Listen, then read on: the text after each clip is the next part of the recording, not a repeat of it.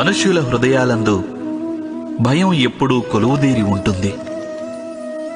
ఒక పరి సంపదలు నశిస్తాయన్న భయం, ఒక పరి అవమాన భయం, ఒక పరి తమవారు దూరమవుతారన్న భయం.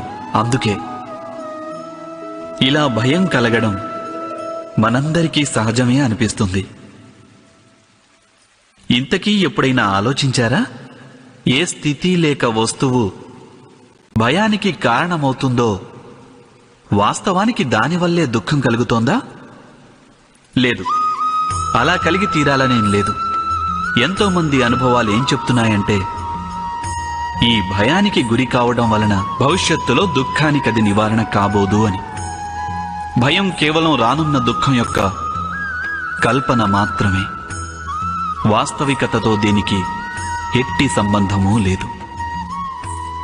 భయం అంటే ఏదో కాదు, అది కేవలం వట్టి కల్పనేనని తెలుసుకొని దాని నుంచి విముక్తులై నిర్భయులవడం అన్నది ఏమంత కఠినమా? దీని గురించి తప్పక ఆలోచించండి.